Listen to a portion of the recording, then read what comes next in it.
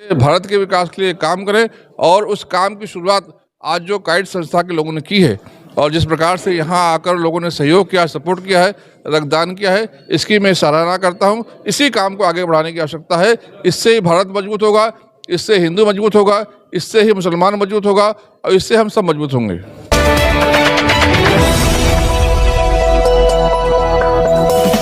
राजनीति से काम तक,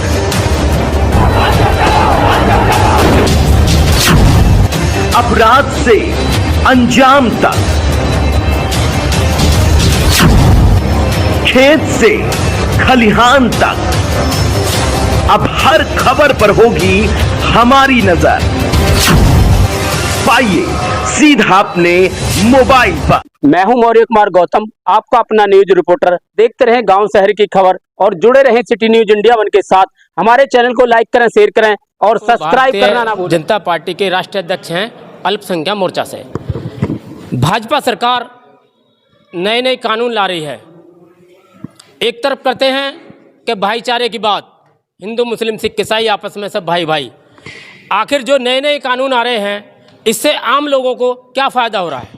ये कोई भी कानून अगर आता है तो जनता की भलाई के लिए आता है, जनता के फायदे के लिए आता है और जो कमियां, जो त्रुटियां सपा बसपा कांग्रेस सरकार में थीं उसको दूर करके सबको समान रूप से विकास के रास्ते पर आगे ले जाने का काम माननीय मुख्यमंत्री श्री योगी आदित्यनाथ जी कर रहे। माननीय प्रधानमंत्री जी श्री नरेंद्र मोदी जी ने उस सबका साथ सबका विकास का नारा दिया है। उस सबके साथ सबके विकास को नीचे उतारने का काम, गांव-गांव गली-गली तक पहुंचाने का काम माननीय योगी आदित्यनाथ जी कर रहे। भारतीय जनता पार्टी का एक एक कार्यकर्ता कर रहा है। इसके लिए मैं माननीय योगी आदित्यनाथ जी का और भारतीय जनता पार्टी के कार्यकर्ताओं का दिल की गहराई से शुक्रिया अदा करता हूँ। क्योंकि लोगों को हर कहीं ना कहीं इल्झा कर रखा जा रहा है। विकास नहीं है गांव में, शिक्षा नहीं है, रोजगार नहीं है, तो आप कैसे कह सकते हैं कि रोजगार शिक्षा भी है यहाँ पर? देखिए, जब सूरज निकलता है तो उसकी रोशनी के दर्शन के लिए हमें आँख खोलने पड़ते हैं। जो आँख बंद रखता है उसको रोशनी दिखता नहीं है। ठीक उसी प्रकार से जिस प्रकार से शिक्षा में माननीय प्रधानमंत्री श्री नरेंद्र मोदी जी ने सबका समाविष्ट हो, सब शिक्षा ले पाए, इसके लिए अलग अलग योजनाएं लेकर आई। आप देखेंगे जो उन्होंने शिक्षा नीति में बदलाव लाया है, चाहे वो रोजगार की शिक्षा हो, चाहे वो व्यापार की शिक्षा हो, चाहे वो बच्चों को आगे बढ़ाने के लिए काम हो, नई शिक्षा नीति में पूरी तरीके से इसको जोड़ा गया है। जो हमारे गरीब भाइयों के बच्चे हैं उनको भी शिक्षा मिले, इसके लिए उन्होंने जो शिक्षा नीति में बदलाव लाया है, 10% रिजर्वेशन जो हमारे गरीब वर्ग के लोग हैं उनको मिला है। उसके आधार पर जो गरीब के बच्चे हैं उनको पढ़ाई में आगे आने का मौका मिल रहा है। वो 10वीं 12वीं में जाते हैं तो उनको स्कॉलरशिप मिलता है, आगे की पढ़ाई करते हैं तो उनको सरकार मदद करती है। जो नए बच्चे हमारे निकलते हैं उनको राइट टू एजुकेशन में सभी जो कॉन्वेंट हैं उसमें उनको एडमिशन मिले, उसकी भी व्यवस्था हमारी सरकार ने की है। बैंकों को आदेश दिया गया है कि जो भी बच्चा अगर पढ़ाई करना चाहता है, उस शिक्षा लोन लेना चाहता है तो किसी को वापस न किया जाए। 100% लोगों को शिक्षा लोन अगर आवश्यकता पड़ती है तो मिले। आज हमारी सरकार ने लोग व्यापार करें। आप स्टार्टअप इंडिया देख लें, स्टैंडअप इंडिया देख लें। जो पढ़े लिखे लोग हैं वो बड़ा व्यापार करना चाहते हैं, उसमें लोन दिया जा रहा है। जो फुटपाथ पर काम करें, जो गरीब बच्चे हैं, जो ठेला लगाना चाहते हैं, जो रोजगार करना चाहते हैं, छोटे मोटे रोजगार, उसको मुद्रा योजना के माध्यम से लोन मिल रहा है। तो लोन सभी को मिल रहा है, अवसर सभी को मिल रहे हैं। अब कौन आकर उस अवसर को ग्रहण कर रहा है, कौन उस अवसर को कैच करके आगे बढ़ रहा है, ये भी महत्वपूर्ण है।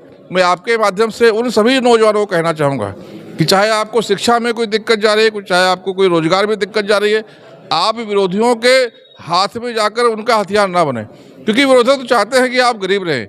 आप गरीब रहेंगे तो आपको वो लोग वोट बैंक के रूप में इस्तेमाल कर सकते हैं। आप जब शिक्षा लेकर, रोजगार लेकर अपने पैर पे खड़े हो जाएंगे तो अपना निर्णय खुद कर सकते हैं। इसके लिए वो लोग शिक्षा और रोजगार से आपको दूर रखना चाहेंगे, लेकिन भारतीय जनता पार्टी की सरकार माननीय प्रधानमंत्री श्री नरेंद्र मोदी के नेतृत्व में, आदरणीय योगी आदित्यनाथ जो हमारे मुख्यमंत्री हैं उनके नेतृत्व में सबको शिक्षा और रोजगार देकर अपने पैरों पर खड़ा करना चाहती है। उत्तर प्रदेश को उत्तम प्रदेश बनाना चाहती है, भारत को विकसित भारत बनाना चाहती है। और ये जब ही संभव होगा जब भारत का हर एक नागरिक विकसित होगा। तो विकसित भारत बनाने के लिए, खुद को विकास के रास्ते पर लेकर चलने के लिए आप भारतीय जनता पार्टी के साथ जुड़कर आप अपना विकास करें, शहर का विकास करें, जिले का विकास करें, प्रदेश का विकास करें और भारत को विकसित भारत बनाएं। इसके लिए मैं आपके माध्यम से अपने नौजवानों को अपील करता हूं।